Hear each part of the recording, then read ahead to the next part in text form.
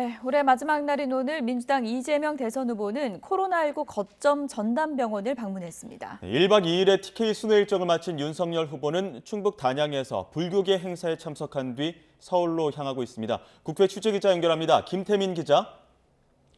네, 국회입니다. 네, 이재명 후보 오늘 방역 현장을 찾았다고요? 네, 이재명 후보는 오늘 오전 경기도 고양에 있는 코로나19 거점 전담병원을 찾았습니다. 최근 코로나 환자 급증으로 병상 확보가 시급한 과제가 된 상황에서 병원 전체를 코로나19 거점 전담병원으로 전환하기로 한 민간 병원을 격려차 방문한 겁니다.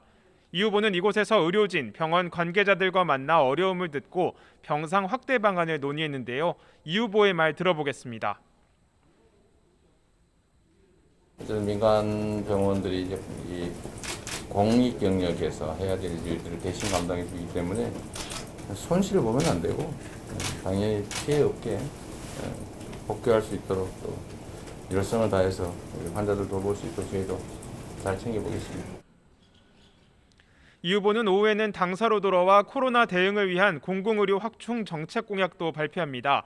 감염병 대응을 강화하고 지역 간 의료 불평등을 해소하기 위한 대대적 재원 투입 등을 강조할 것으로 보입니다.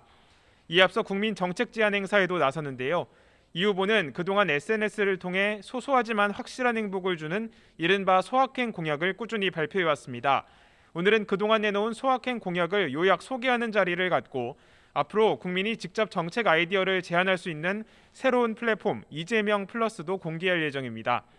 이 후보는 최근 지지율 여론조사에서 잇따라 윤 후보를 제치는 이른바 골든크로스를 이루면서 민주당 선대위도 고무된 분위기인데요.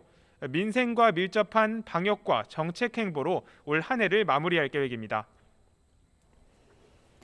국민의힘의 윤석열 후보는 오늘 충북 단양에 방문했죠.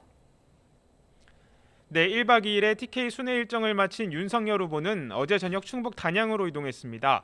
윤 후보는 오늘 오전 이곳에서 대한불교 천태종의 본산인 구인사를 방문해 법회에 참석하며 불심 잡기에 나섰습니다. 행사를 마친 뒤에는 기자들과 만나 현안에 관한 질의응답을 가졌는데요. 윤 후보는 특별 사면된 박근혜 전 대통령과의 관계를 어떻게 풀어갈지에 대한 질문에 이렇게 답했습니다. 윤 후보의 말 들어보겠습니다. 저는 지금 정치인입니다. 그리고 제가 공직자 신분으로서 또 법 집행을 한 부분과 또 정치인으로서 국가를 위해서 다 크게 기여하신 분들에 대한 그 평가 그리고 국민의 통합 이런 것들을 저는 지금 생각해야 되는 입장이고 또 최근 선대위 쇄신을 둘러싼 내용을 두고 이를 갈등으로 보진 않는다며 각자의 역할에 충실하면 시너지를 낼 수 있을 것이라고 말했습니다. 윤 후보는 이후 곧바로 서울로 올라와 늦은 오후 시내에서 열리는 자영업자 추모 행사에 참석할 예정인데요. 코로나19 방역 조치로 피해를 본 자영업자들을 위로하고 현 정부의 방역 정책을 규탄하는 메시지를 내놓을 전망입니다. 이런 가운데 국민의힘 김종인 총괄선대위원장과 이준석 대표는 오찬 회동을 가졌습니다. 국민의힘 선대위는 이 대표의 선대위원장직 사의 표명 이후 내용을 겪으면서 이딴 논란에 적절히 대응하지 못했다는 비판을 받고 있습니다.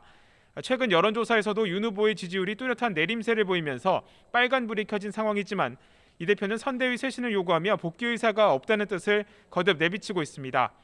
이따라 오늘 오찬회동에서 김 위원장이 이 대표의 선대위 복귀를 설득한 것으로 알려졌는데 당내 갈등을 수습하고 새롭게 전열을 정비할 계기가 마련될지 주목됩니다. 네, 국회 상황도 알아보겠습니다. 오늘 오전에 본회의가 열렸는데 어떤 법안들이 처리됐죠?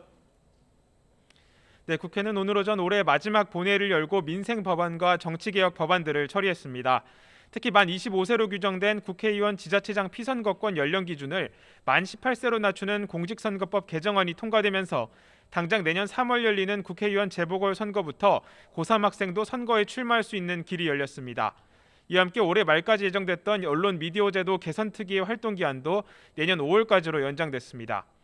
이런 가운데 야당은 본회의에 앞서 가진 의원총회에서 어제 법사위에서 충돌했던 공수처 통신조회 논란에 대한 규탄 발언을 이어갔는데요. 김기현 원내대표는 김진우 공수처장은 사퇴를 하고 감옥에 가야 한다며 거친 발언을 쏟아냈습니다. 반면 여당은 공수처의 통신조회는 사찰이 아닌 정당한 활동이란 점이